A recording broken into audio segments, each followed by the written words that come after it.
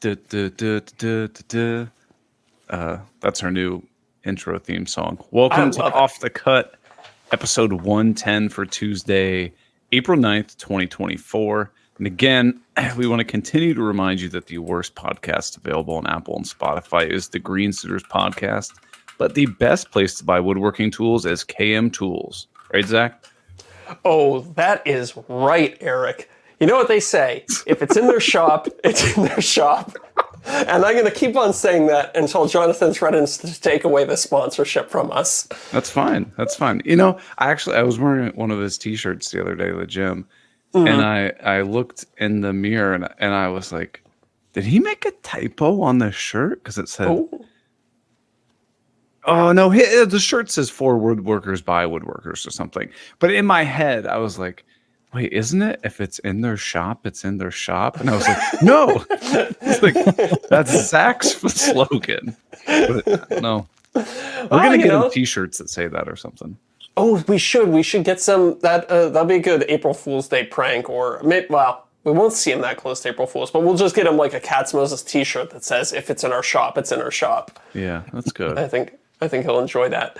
But when I say if it's in their shop, it's in their shop, I say that because 100% of the tools on the KM Tools website are either designed by Jonathan and his team, or they are tools that they literally use in their workshops. They're very selective and they only have high quality stuff there. Yeah, not a bunch of hot garbage.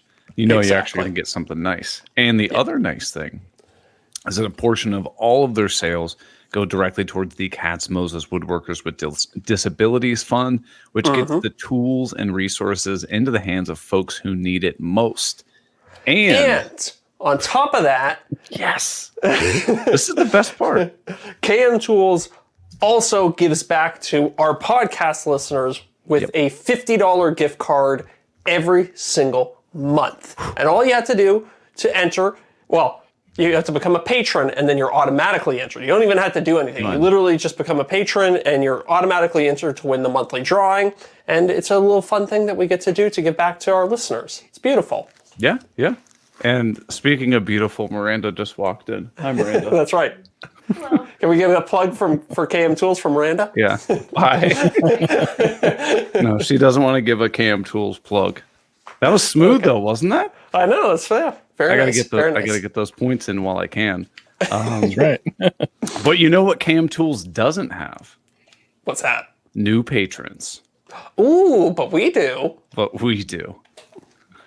You like that? That was nice. Transition. Yeah. Great transition. I mean, you kind of ruined a little bit by asking for compliments on it right away, but you know that's okay. Sorry, I'll get better. So, do you remember last week? Well, maybe 2 weeks ago, we had a very lengthy discussion about dentistry. Yes. And then we had a follow-up from one of my patrons, Matt Paulson, which is now going to be our resident dental expert.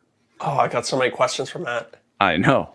Matt signed up for the entire year as a patron of the podcast, too. Wow. Thank you very much. Thanks, Matt. That's great. That's always wild to me. It's very, first of all, it's incredibly humbling when someone signs up for Patreon. But then having them sign up for both of your Patreon accounts, that's crazy. That's a very, very generous person Matt is. Right. Yeah. I'm a little self-conscious about my teeth now.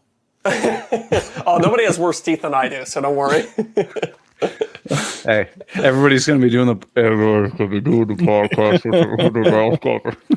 Actually, you know what? That was one of the things that I was the most self-conscious about when I first started doing YouTube. That. Yeah, was you don't notice these things about yourself until you start reviewing hours and hours of footage of yourself, and you're like, oh, I got this weird vocal tick, or oh, I got a kind of weird gap in my teeth that I've never noticed before.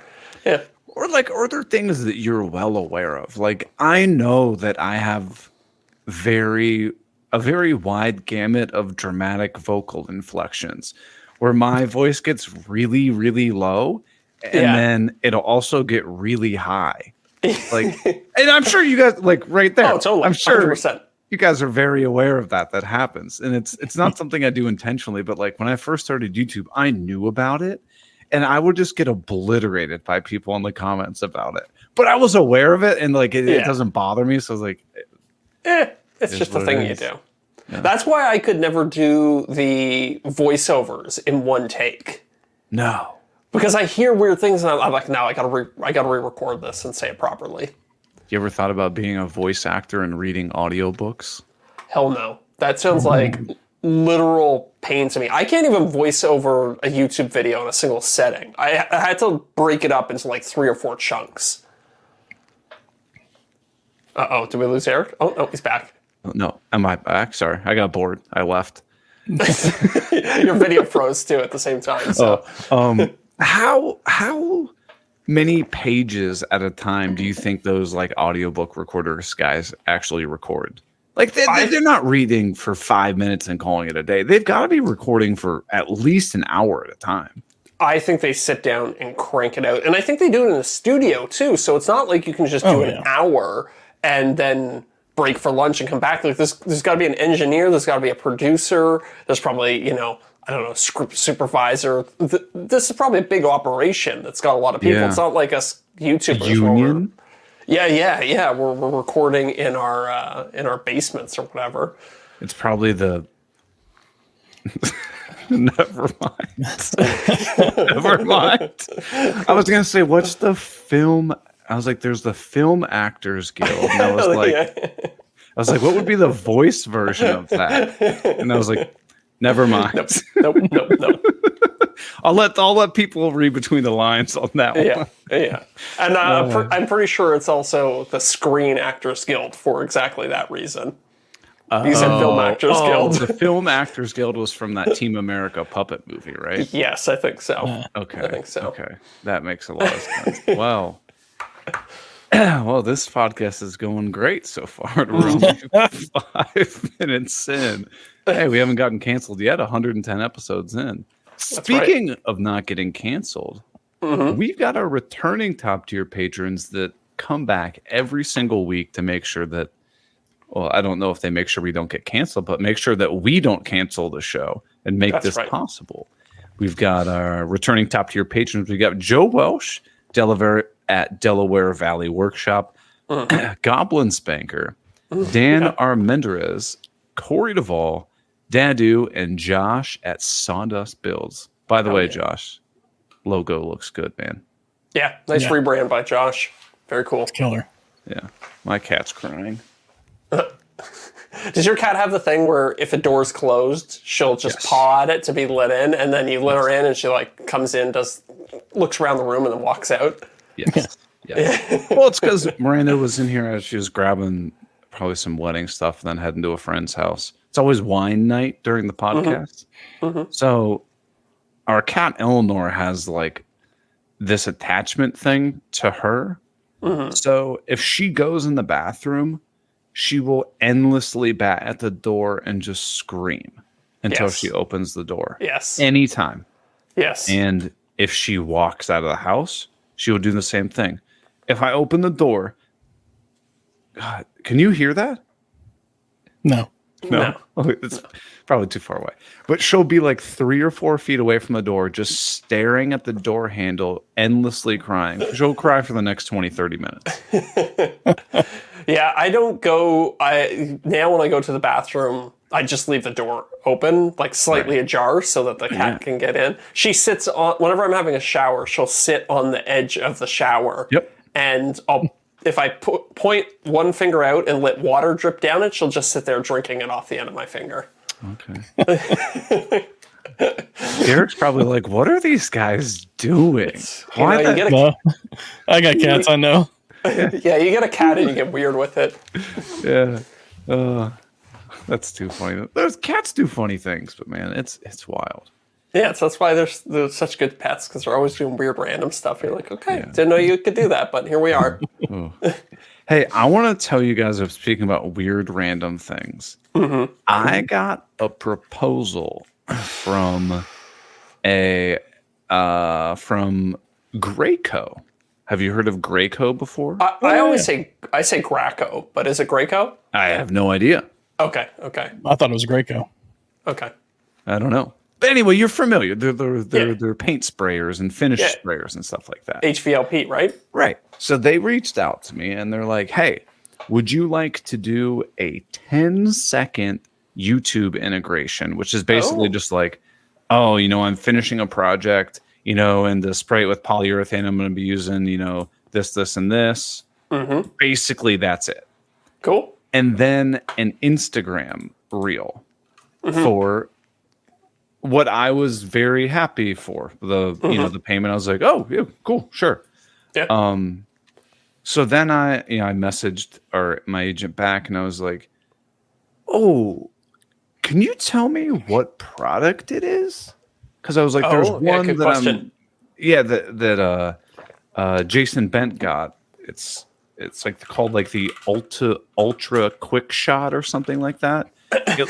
Also, Jason Bent's nickname in high school. Right. No, that's what he said. So it runs off of like a DeWalt battery, and then you basically like hold this like mini suitcase, and then you just have like a very free light gun. Like I was like, that looks sweet. I would love to. Yeah, that's cool. Here's the kicker. I have their HVLP sprayer that uses a DeWalt battery, but it's all one unit, so it's kind of heavy and clunky. That looks cool. Right. So here's the kicker, Zach. I was like, yeah, if it's that ultimate quick shot thing or whatever the hell it's called. Yeah. Because it's like a $1,500 like sprayer. It's not cheap. Yeah. Graco stuff. Graco. Right. Graco. Whatever. Generally, not kind of for this. It's not cheap stuff. It's yeah. So then I was going back and forth with Mark, and he was like, forgive me, I'm not up to date on my spraying technology. Mm-hmm. I'll ask them basically what sprayer it is, because if everybody listening knows that you can get a $2,000, $3,000, $5,000 spray system that is dramatically different than like a $30, $40 sprayer that you pick up, right? Mm-hmm. It's basically somebody putting paint in their mouth and spitting it versus getting it really smooth and even. So he came back, and the one, I got to get the correct words. Oh shit. Damn it. There's the explicit. Oh, the explicit. Oh, it's called Graco 360 Connect. Yes. Okay. Graco 360 Cordless Connect. I thought this was an April Fool's joke when I saw it. It is a legitimate product. So let me know when you get it, when you're able to see it. No way. That was literally the exact reaction that I had. I had to check my calendar to see if it was April Fool's. So for everyone at home, it looks like something you'd see on Temu. That's what I was going to say. It looks like one of Brad Rodriguez's. Yes. Remember he did like those like ridiculous drill attachments that you can get on Temu? Video? Yeah. That's exactly what this looks like. Oh, you attach a drill to this? Yes. Okay. Yes. So you guys are just as equivalently baffled as I am. So for everyone at home, first of all, do yourself a favor. Graco True Coat 360 Cordless Connect. And if nothing comes up when you search that, try searching Graco 360 Cordless Connect. Yeah, either one of them. So anyway, starting from the tip, you have... This podcast is off the rails already. Starting from the tip, you have a normal sprayer. Mm-hmm. Looks fine. Yep. Back up a little bit. It looks like almost the same sprayer that you have the battery platform, the DeWalt one. Yeah. It has the can on the bottom. It twists in. It has some settings. Mm-hmm. You're like, okay, it's an entry to medium level sprayer. Yep. Doesn't look too bad. Then you're like, there's no motor on this thing. There's no handle. Mm-hmm. That's where it gets different. It has this like metal protruding axle that comes out the back. And then what I can only describe as a plastic kickstand jetting out the bottom of it. Yeah. What you are to do is chuck up your drill on the back of this thing, attach the kickstand and some sort of seat belt around the battery platform of the drill, and just use the trigger of your drill to drive the fan inside the spray. On one hand, like, I'm kind of impressed by it because clearly there's been some engineering work that's gone into this thing. But then on the other hand, I'm looking at it, I'm like, this looks like something that I would come up with in an afternoon 3D printing. Like the arm that projects off the back and goes to the bottom of the drill's battery, and then it's just a Velcro strap that goes over the top. It's like a science fair project. Yeah, exactly. Yeah, but with devil's advocate, what if it turns out to be halfway decent? Is it possible? Could it be decent? I'm looking on Home Depot's website right now. 3 5-star reviews. Now, did they pay for those reviews? Potentially. Does it say if it's part of like the Home Depot Connect program or whatever the hell they call it? It says 2 of them say custom review from magnum.graco.com. Graco.com. I can't stop saying Graco. I'm sorry. Huh. Yeah, I don't know. So anyway, I sent Mark a message back, and I said, we already got the explicit. I said, wow, that is some wacky shit. I will respectfully pass if that's the sprayer they want featured. And he goes, noted. I don't speak this language, so can you give me a bit of insight into what makes this so wacky? And I said, it's being entirely run through a drill. It's likely going to be super flimsy and finicky. Add the length and weight of the drill, and it's going to be cumbersome and challenging to use. Yeah. Let's speculate about how this thing works. Do you think that the drill spins like a fan or a turbine in it? That's what I'm thinking too. But then you're going to have different volumes of paint being sprayed depending on the speed of your drill. Right. So isn't that like... I think that's what that little like nozzle thing on the side does, maybe. Oh yeah. Okay. I was flow wondering rate. if maybe the drill was powering a very small compressor and then it was using the air from that to project the paint, because then you could like eliminate the variable of the speed of the drill potentially. Yeah. I don't know. Whenever you go to their website, it suggests a drill driver for slow speeds and control, or an impact driver for large projects and faster pace. Wow. So if you just want to throw that paint out there, you put an impact driver on it. Throw it on an impact driver? That feels wrong. Yeah. Dear God. So I was like, I respectfully declined that. And he goes, what if I can get them to give you a different sprayer? Then I said, sure. That's what I would have said. Right. Try and negotiate a different sprayer. You know what I did just realize is he said, well, what about if you just do Instagram? And I said, I could test it out on Instagram, right? Yeah. And then he said, they said that they might give you the quick shot in addition to the cordless connect. Oh, interesting. Huh. Yeah. I would maybe even say I got to try it first. Yeah. I've done this with brands when I've never used their product before. I'll be like, okay, you got to send it out to me. Let me test it before I'm willing to sign any contract or agree to anything. Yeah. And I've found usually brands are pretty receptive to that. But yeah. And it was in the stage of just kind of kicking around the idea. Yeah. We're not in any like negotiation or anything like that. I thought that this was a wild invention that you guys have to look at. Yes. Yeah. Very. I'm curious. You know, on the off chance that it is actually kind of good, maybe it's a decent product for the person who doesn't spray that often. You know, watching the video of it just here on their website and watching it lay down paint, it's not consistent. It's really coming out in spurts as it goes.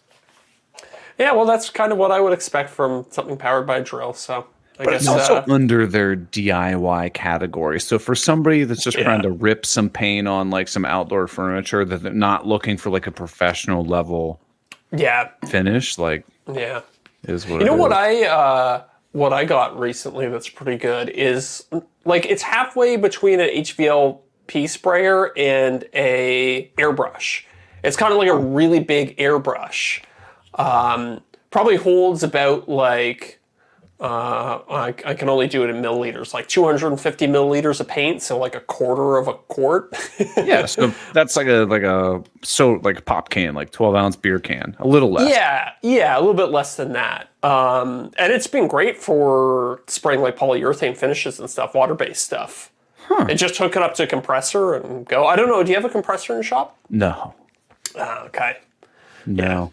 That's one of the things I've actually debated on. Getting an air compressor versus just having battery-powered nailers and stuff. Yeah. The compressors, if you can get away without having one, it's nice, but there are some air tools that are legitimately just better with like a compressor. Like even I don't know, the nailers I could go either way on. The air-powered stuff is always way cheaper, and it generally performs better than the battery stuff. Right. But is it worth having a compressor there? It's like you can definitely survive with a 18 gauge cordless nailer, a 16 gauge cordless nailer. Right. But some of the painting stuff I've realized is a lot better with a compressor. Like I have that Graco gun that takes a wall battery. I never use it because the cleanup is such a pain in the ass with it. Whereas this like mini airbrush thing, it's like, it's so simple. When I'm done spraying, I hold it under the tap until the water runs clear and then I throw it on the shelf and it's good to go for next time. See, what I do with my sprayer, and I just have some like $80 one. It's basically if I'm just like throwing some poly on some shop furniture, right? Mm-hmm. It's not great. But I only put water-based poly in there. Yeah. And then once I'm done, I basically fill the can up with water, shake the daylights out of it, spray it a whole bunch, do that once or twice, and then I'm like, that's good. But you usually have like water on the outside of it, or not water, like poly gets like around the tip, and it's like sometimes it sprays back on it, and you can't just take the machine and put it underneath the tap to clean it out, right? So. Oh, I see what you're saying. With that, like I literally just take the whole thing, put it in the sink, run water over it, and it comes out spotless and it's good to go. Yeah, that's true. That's true. Yeah, I don't know. The air compressor's loud too, and you have to do maintenance on them that no one ever does. You just run them into the ground. Like, what's the last time you drained and cleaned your air compressor? I don't know. I literally, actually, never. You know what? Does your dad do it? No. I used to be really diligent about it on job sites. Like at the end of the day, after installing a bunch of trim or something like that, I would take it out back, let the air out, let all the water drain out of it. I do it daily. But the one in the shop, I can't even remember the last time I did it. So isn't that funny? Yeah. I just actually installed, yesterday, a brand new compressor in the shop. Oh, what'd you go with? Yeah. DeWalt. So DeWalt, or Stanley Black & Decker wanted me to do some voiceover work for a video that I did for them last year about this time. And they're like, hey, we've got like a small budget set aside to pay you to do this voiceover stuff. I was like, you know what? I actually need some tools. So keep your money and give me a compressor. Huh. And they're like, oh, yeah, we can do that. No problem. So they sent over their big, like, what is it? I think it's like a 13-gallon compressor. That's pretty good size. Yeah, and so what I did was I used to have a floor one that was quite small, and I would just keep it like, underneath one of my workbenches and plug tools into it. But what I did is I took this big one, I put it in a corner of the shop, and then I ran hose up along the ceiling, and then there's a drop with like a hose on a reel. You have a little like spring-loaded reel thingy that goes, winds it all up. Yeah, exactly. So I have two already for extension cords, so now I have a third one in the middle that's just a compressor hose. Is compressor hose, is it pretty cheap? Like you said, you want to run it across the shop. Yeah. And What did I get? I got like 50 feet for $60 or something like that. Oh, and okay, then sure, fine. the real thing was like another 150 or something like that. So not the cheapest thing in the world, but not horrible either. And beats the thing that would always get me about the one I used to have the one under the bench and like 50 feet of hose attached to it. Right. Coiling up that hose so that it sits perfectly at the end of the day was a nightmare. So I'm really excited to have this reel. Just as soon as I'm done with it, just give it a little tug and it goes back up. Never have to worry about it. You think they make that for shop vac hoses? I don't know. I think the hose is so bulky, but let's see. You know, like Shop the Festool vac. hose, if you can get like a reel, that'd be nice. Shop vac hose reel. I have one of them for my garden hose, and I love it. They do make them. I've seen it. Oh, they do. Are they like a manual crank? Rockler makes one. Yeah. Oh, look at this one even has like a dust port that comes out the side. Yeah, it looks like a manual crank. Okay. Yeah, I'm That's not going to do that. Oh, that's kind of cool. I might do that. I do hate tripping over the hose all the time. It's really only Rockler who makes it, I think. Yeah. See, what I always do is I always just coil up my hose real quick and I throw it on top of the shop This vac. one's automatic. How much is this one, Derek? 320. $320 from Giraffe Tools. Yeah. Huh. Automatic though. Yeah. Who am I kidding? I'm here's- never going to upgrade to anything like that.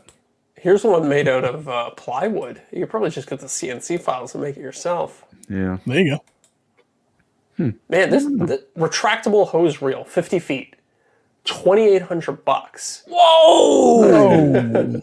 Who's that through? This the company is McCarty Vacuums. It looks like this is for professional mechanics bays or something like that. Somebody who's cleaning carpets or something like that. Yeah, that's insane. Somebody who's got like I'd a do the work manual van. retraction one. Yeah, honestly, the Rockler one doesn't look too bad. How much is the Rockler one? But who's 100, running that 160. long a hose from their shop vac? Well, if you're in a garage and you don't want to like be dragging it all over you want somewhere to store it up pretty nice. Yeah. I don't know. I'm always vacuuming up the shop and then not putting the hose away properly. So, but the thing is, I bet this system doesn't work with the Festool. Oh no, it's Bluetooth, isn't it? The Festool thingy. Yeah, you click the end of it. Yeah. It's Bluetooth, so range doesn't matter. I was thinking that there was like a wire in the hose. So No. yeah, no. Okay. It's 160 for the reel on Rockler alone, not the hose. No The hose. hose is separate. What if you just get a garden reel hose thing? Garden hose reel. Yeah, you probably could. Oh, I don't. Well, I don't think your connection would work because that's used.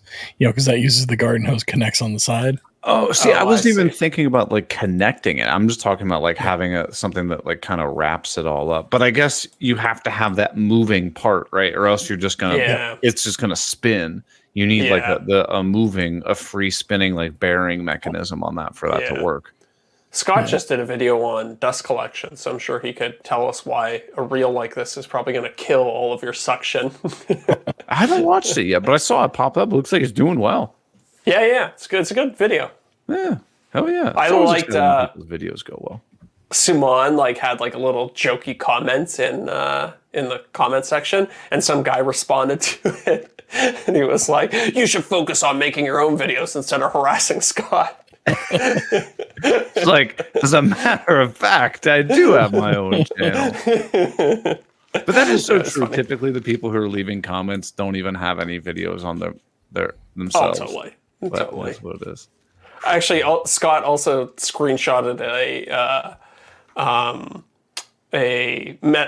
comments he got recently. He sent it to me. He was like, "I think somebody has us mixed up," and I was like, "Oh, that's funny. What's it going to be?" And then it was somebody had commented on one of his latest videos. He's like, "You should do a modernized GameCube for your next video." And I was like, "Oh, that person did legitimately mix us up, I think." Oh, that's too funny. You just reply, wrong channel, man. Yeah. I think he sent it to me, and then I found the post, and I commented like, "Oh, that was a great idea, Scott. You should definitely do that." I'm stealing that one. Yeah. I was totally stealing that idea. Oh, That's too funny. Well, how's the server build going? Good. I just got a sponsorship. It's actually a 2-part sponsorship, and they want a video on a pretty tight deadline. So I've actually sidelined the server and I'm going to do another video instead because I think I can crank it out a little faster. Doing a GameCube? Not a GameCube, but close. Close, my friend. I'm doing a modern Game Boy. Oh. Yeah. That's good. So I've replaced the screen.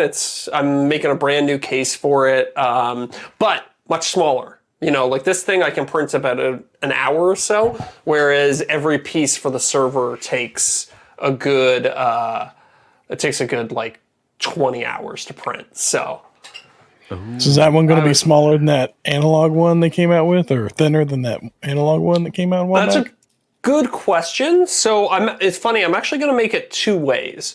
One way is going to be you can just buy a Game Boy, take all the parts out of the stock one, and then put it in this new shell that I'm building. So I'll sell that as like a 3D printable product. The other one is I'm going to get a bunch of upgraded parts, and then with the upgraded parts, I should be able to make it considerably smaller because I'll be able to like move some components around on the board and stuff like that and make it thinner. So I think the final form, like the ultimate one, will be smaller than that analog pocket thing. But maybe the one where you just take the parts out of your existing Game Boy and rehouse them, maybe it won't be. It'll be close though. Yeah. There's a new I'm sorry, what's the newest Game Boy? Well, there's this product called what's it? Help me out. Analog Pocket, is that what Analog it's called? Pocket, I think is what it's called. Yeah, it's a separate company that makes them. Yeah, it's like inspired by a Game Boy. Oh, I see it. Analogio. Yeah, you know what? I'm looking at the picture of it. Mine will be pretty close to the same size as the Analog Pocket, but the Analog Pocket will be more powerful because I'm using actual Game Boy hardware. Yeah, and theirs you can run like up to PlayStation 1 games or something like that. Does it go that high? It may very well. That's wild. Huh. Yeah. The Game Boy was my go-to entertainment in the car and at church as a very young child. Yes, that's what I'm going to lean on. I'm going to say, I had a special place in the heart for my Game Boy because it's the only thing that separated me from sheer and utter boredom on every road trip as a kid. And you have to listen to those I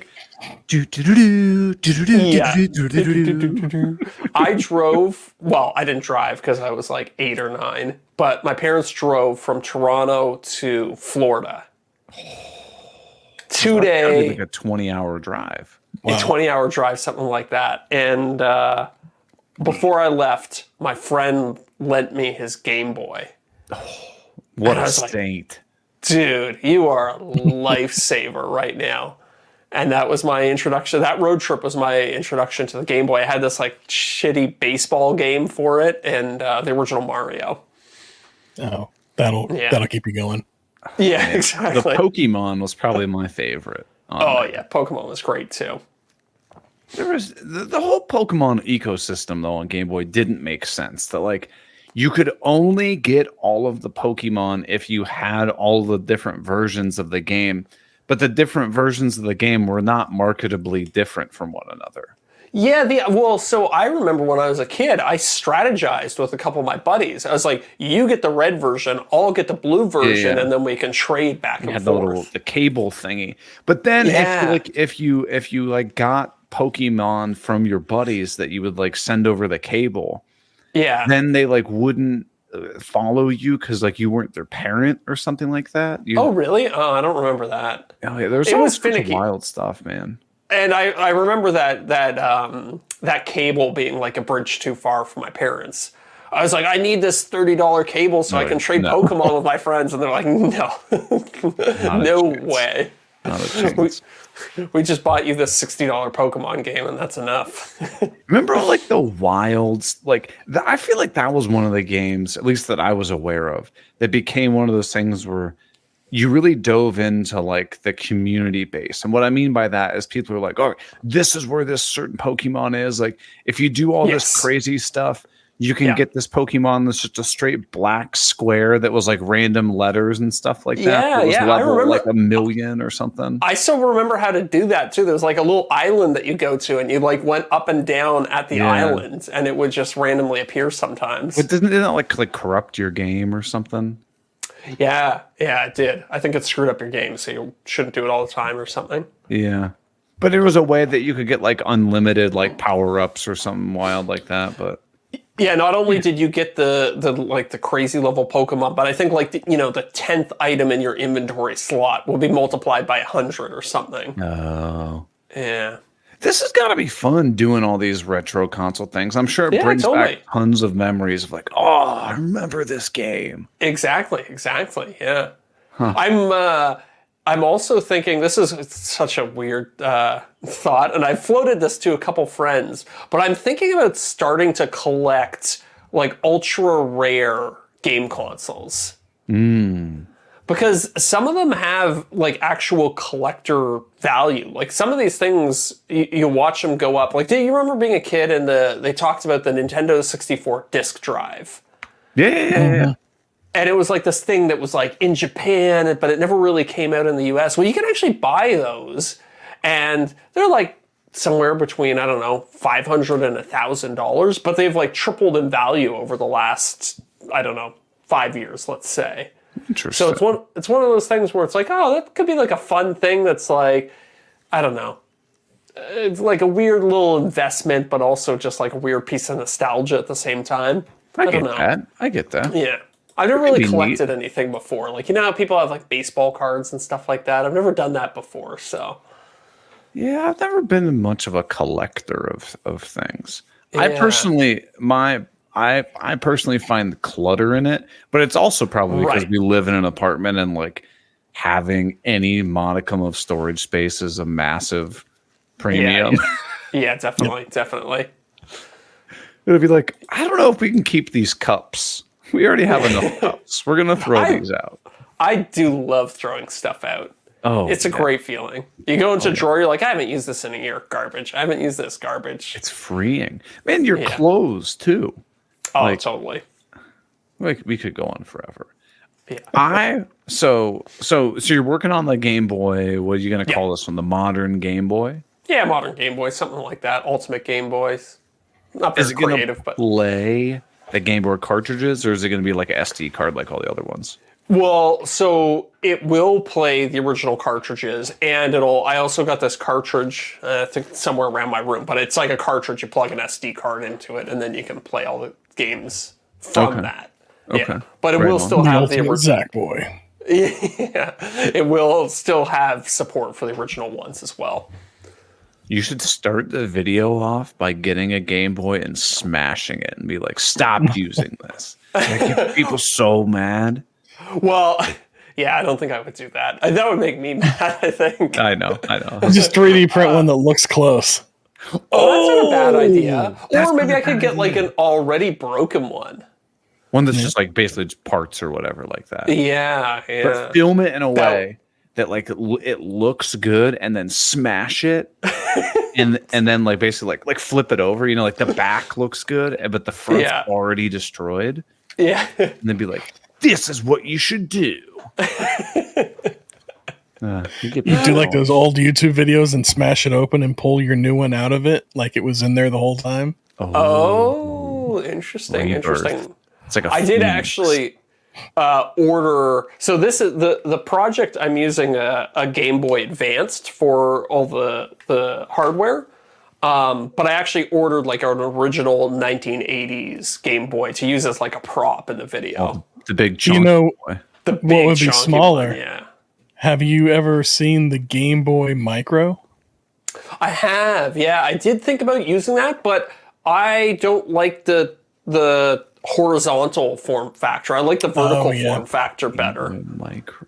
Yeah. I wonder if you could swap out I didn't know if you could swap out the screens on that or not, or if it would still come out horizontally though.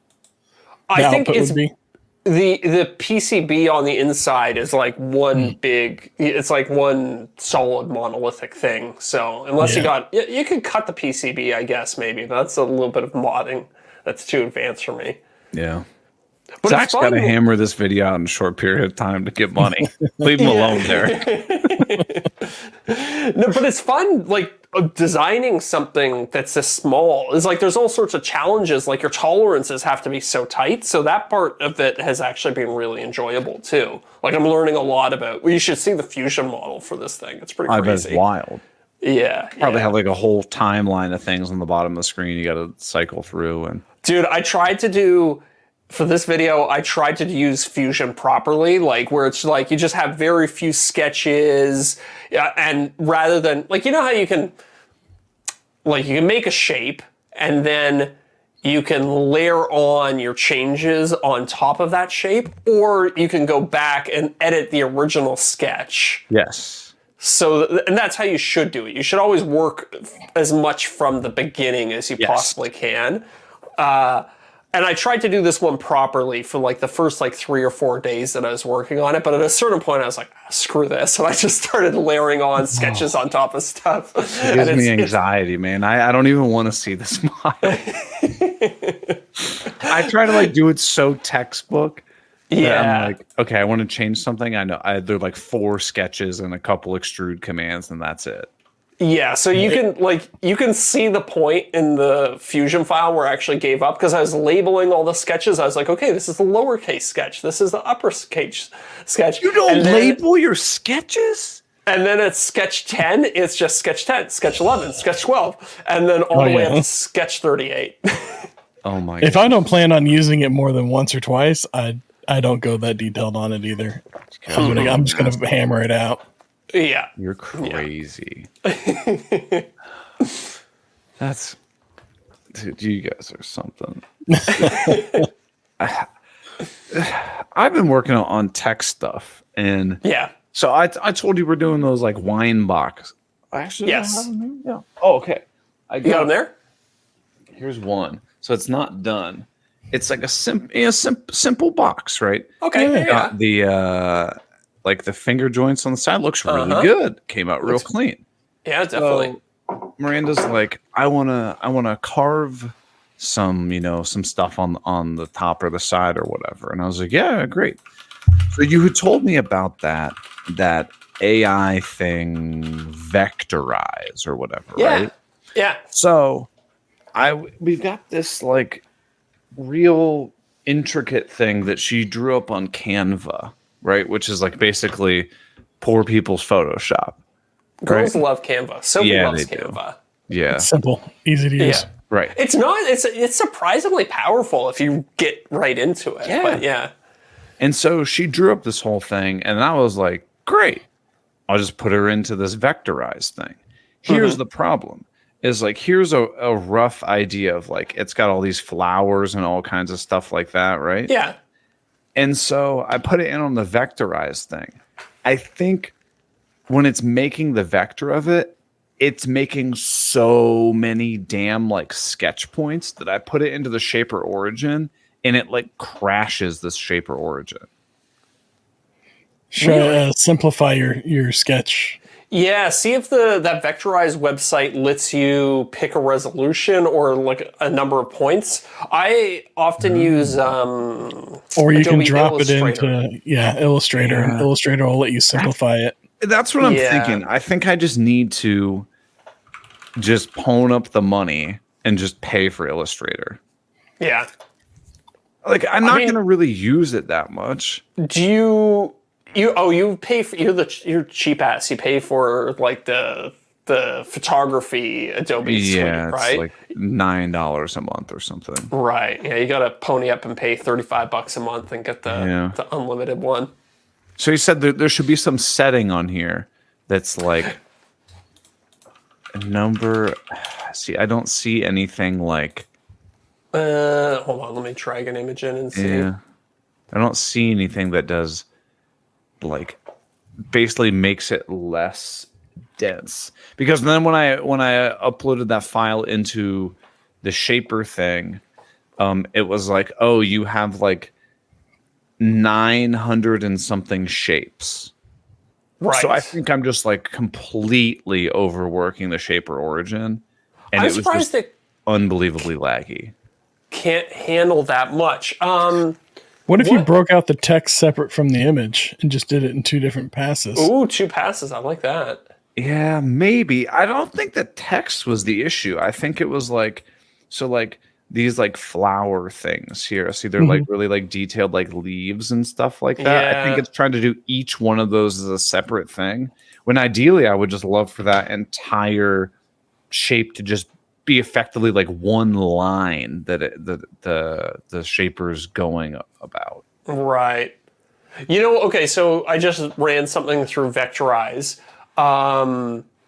And right before you hit download, there's an option to change the resolution and a whole bunch of various, options.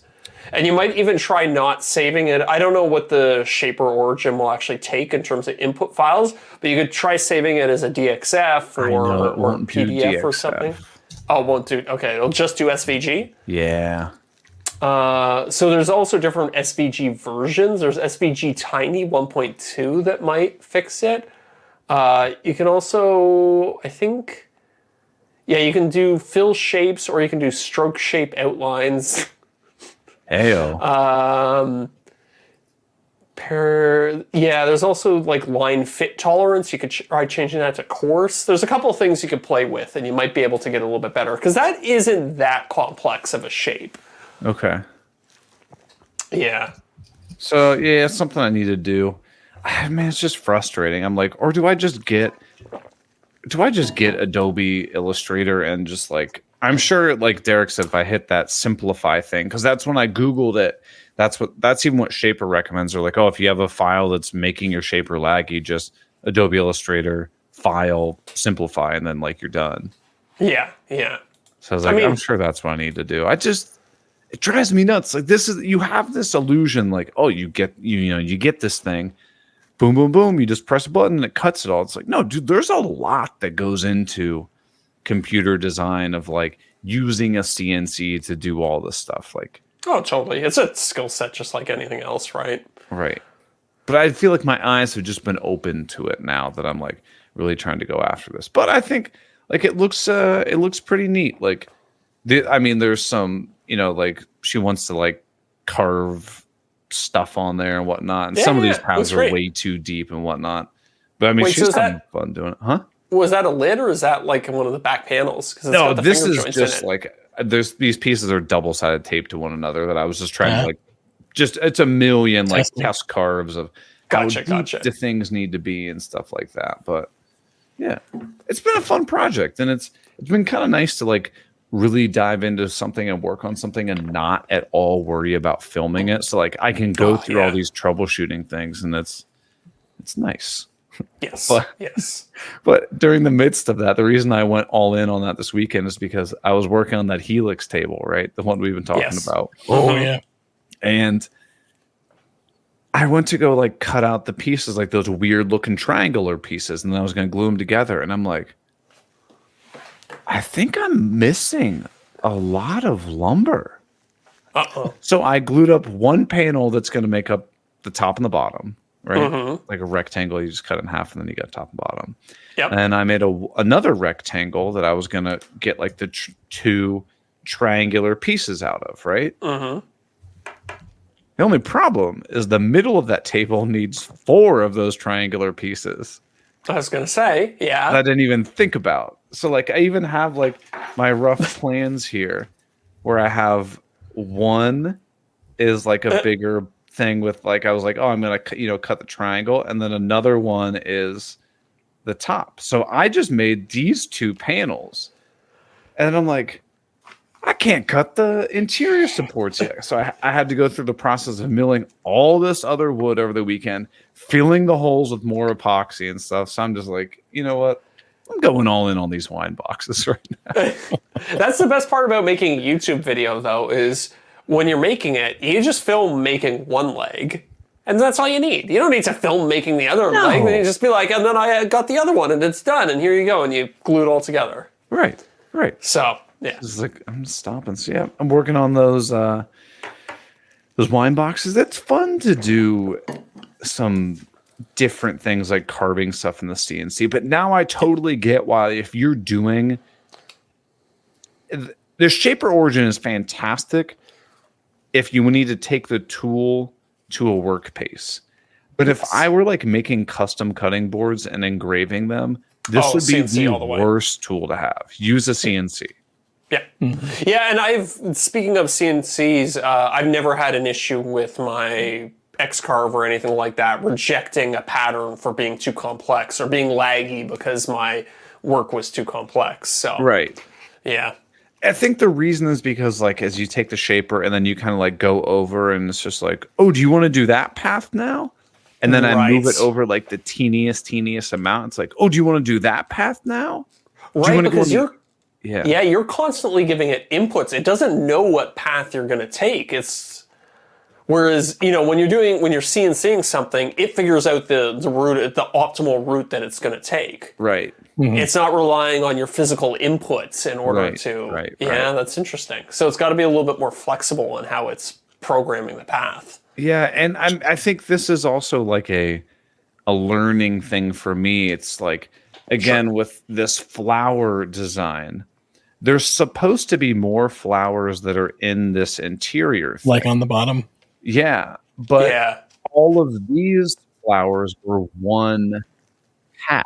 Like, it knew to call all of those out at once, but didn't know any of the other flowers in the bottom, which doesn't make sense to me. It's like it's seeing those as all separate carving paths. Interesting. On Illustrator, if I can just basically highlight that entire flower and just say, hey, this is one shape. Like, if that would work. I wonder if that's a limitation of Vectorize, because maybe it's not expecting it's using some AI formula to vectorize things. So it's not, it doesn't really care if it's just a bunch of shapes laid on top of each other versus one continuous line. Yeah. I think what Vectorize is doing is it's trying to say, okay, this is a shape, this is a shape, this is a shape. Yes. And so, like, some of those individual leaves are separate shapes, but then some of them are a part of this broader shape. And then it's trying to be helpful by separating out those individual shapes, so it's actually making it worse. Yeah. Hey, so question for you. When you start carving with the, what's this thing called? The shaper? Yeah. Does it give you a suggestion like, hey, go this way? This is like the optimal path to go. Or does it just kind of let you figure it out for yourself? Yeah, that's a good question. A lot of it will have to do with making sure you're not climb cutting. So, like, if you were doing like say you had like carving an end grain and you were making it like a tenon, right? Yeah. It would know which way to go so you're not climb cutting. Oh, that's cool. Yeah. Interesting. So do you see a everyday use case for the Shaper Origin, or is it just kind of like a specialty, I'll use it every great once in a while tool? Or do you see something that anybody could use it every day for? So good question. That's a fantastic question. I view it more as I'm working on something and I need to do something special. Like, I need to carve a logo into a dining room table. Yes. You're not going to do that on a CNC unless you have a huge CNC, right? Yeah. Or, oh man, I really need to make this like really intricate dado here. And it's like, well, I could set up jigs and like set up this whole like stop and start board. Like it would work well there. You could do like I did like the finger joints on here. They turned out perfect, but it took forever to do it. And you use that work holder thing they have, right? Right. Yeah, like the little workstation thing. Yeah. I would say it's great for one-off things, but is a horrible production tool. What about if your business was going around and carving people's address number into their front door or something like that? It'd be phenomenal for that. Yeah, that'd be the greatest use case for it that I can possibly think of. I think the way I think of it is, would you rather have a router or a router table? They're the same tool, but they function dramatically differently. Yeah. Right? Yeah, there are some cases where you're like, oh, dude, cordless router all day, every day. And then there are other things where you're like, router table all day, every day. Yeah. It's I don't know.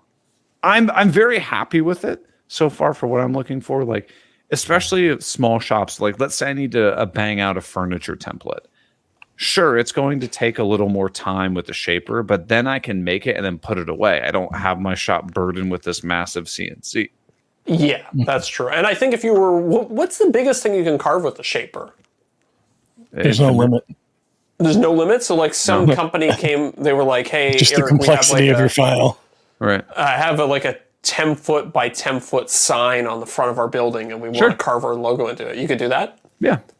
I mean, you use just as long as it doesn't have flowers on it. As long as it's not too complex. No. He'd be all right. But it's also, remember, like, I think my issue comes from I designed something in Canva, which is outputting like a really shitty quality PNG file. Then I'm using AI to try to transform it into a SVG. And it's like, hey, man, I'm doing the best I can here. I keep telling myself I'm going to properly learn how to use Illustrator one day, and I still haven't done it. But that's that is how you should be creating stuff like that. Right. But so, like, I mean, this side where it's just like, like the text or whatever had zero issue at all doing that. Yeah. Shouldn't that be the Spenceley's? Yeah, this piece was too small. Okay. Because there was supposed to be another flower over on this side as well. But this was just like scrap that I was testing things out in. Okay. Yeah, but the Spenceley. Yeah. So I'm not totally the Spenceley. That sounds like what Zach had in his nightstand. Yeah. Hey, that was one time. No, I'm not totally shaming the Shaper Origin. I think I'm giving it a poo-poo. Giving it poo-poo resources, and it's saying, "Hey, man, I'm doing the best I can." If the Shaper was half the price it is, I think it'd be a much more compelling product because it's $2,000, right? Give or take. Yeah, around there. Yeah. Even just 500 off. But you're like really into entry level CNC at that point, and like pretty decent entry level CNC at that point. Like $1,500, yeah. Yeah, unless you're really space constrained, or you have one of those weird, use cases where you're engraving logos in the front of people's houses or whatever. Right. It's not. I don't know. It's very niche. So I wonder how many of them they actually sell every year. I don't know. It's one thing. I'm very happy I have it. I think it works great. Yeah. I would not go out of my way to be like, oh, you guys, you got to get this. You got to get this. Like, yeah. I wouldn't turn one away, but I'm not going out of my way to get it either. Yeah. Right. Yeah. And I wouldn't be like, Deric, you got to get this thing, man. If you're like, hey, I'm thinking about doing some CNC stuff. I don't want to have a full CNC in my shop, but like every once in a while, I would like to have some computer manufacturing. I'd be like, I don't know, check it out. See if it's see if it's for you. Yeah. But. Real quick, because Deric, I know you're in the market for a 3D printer. Oh. Did you see, Eric, that your favorite company, Creality, just announced the new 3D printer? Does it work? Well, that remains to be seen because it's not out yet. But they took the biggest innovation from the Bamboo Lab, and basically copied it or knocked it off. So they're coming out with what they call the K2, and it's going to have a multi-material system where it can support multiple filaments at the same time. I would not buy a Creality printer just on how of shitty experience I had with the one I have. But I know a lot of people love it. I had a good experience with mine, so now I'm like, oh, I kind of want that K2 now. So, and they're making it. I think they're making what 3D printers do you need, Zach? All of them, Eric. I will never stop acquiring 3D printers until the day I die. This new one too, I think, does 350 by 350 by 350 millimeters, which is pretty damn big. Millimeters. Yeah. What did I say? Meters. Centimeters? Meters. Oh, yeah. It's the world's biggest 3D printer. Yeah. Yeah, Derek's got it up on screen there. It looks like a pretty cool package, so I'm excited to see how it performs when it comes out. I'll see if I can get my hand on one. You know what doesn't make sense is you have huge technological leaps in like TVs, cell phones, cameras, 3D printers. But when it comes to woodworking tools, people are like, nah. Wheels a drill. Right. Like no one innovates on tools. I think there's. Well, hey, we just talked about Graco innovating on the sprayer. I don't know what happened.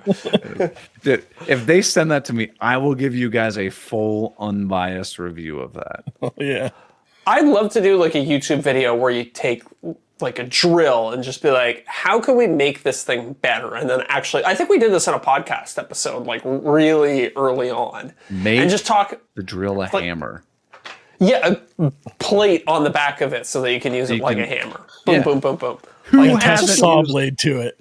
Yeah. Or just like a little level on it that lets you know, like, are you cocked? Are you like, 5-degree angle and you don't realize it so that you always go in perfectly straight? I actually had a Craftsman drill from Sears that was probably like $19 that I bought when I was in college that had a bubble level on it. Really? Yeah. So it exists. It's doable. Yeah. Now, did it work? I couldn't tell you. How often are you drilling straight down? Right.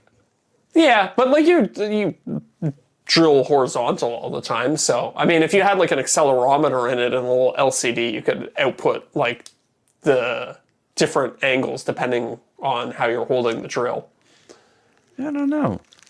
Do you think that so you guys heard about the saw stop thing, right? That they released some sort of level of their patent. They're gonna I be. did hear. Or they're going to. What was this? Yeah, I think it's like they said that they would if I forget what it was. It was like something about like the U.S. mandated that. Yeah, if they make it a requirement, a safety requirement, they'll release the patent. Basically. Huh. Interesting. But do you think it runs up anyways? Do you think it'd make its way to like a drill though? Saw stop? Drill? That's like the measuring the conductivity of the drill bit, and then I've actually seen that. There's one that'll stop from jerking your wrist around. It'll actually stop. Yeah, it's phenomenal. Oh, you do? Yeah, that's the. Is that the festival one, right? Yeah. Dude, it is incredible. Like you ever driving like a big spade bit or Forstner bit into something, and then it just catches and like breaks your wrist. The drill moves like maybe 20 to 30 degrees and just goes and stops instantly. It's like an electronic clutch. Okay, and that's in their drill. Yeah.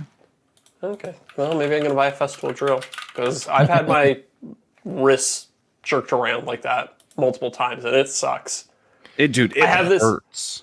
I have this big SDS drill. It takes 1-inch drill bits for drilling through concrete and stuff like that. And I had a hole saw on that once. Hole sawing through concrete and locked up on me. It literally just tore the tool out of my hand. Yeah. Yeah.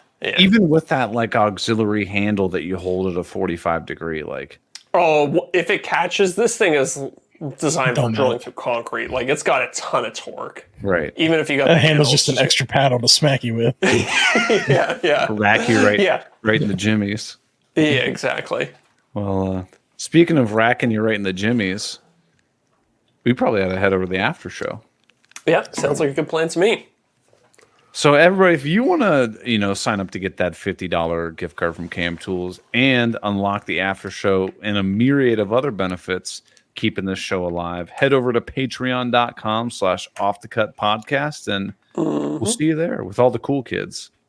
See you, everybody. See ya.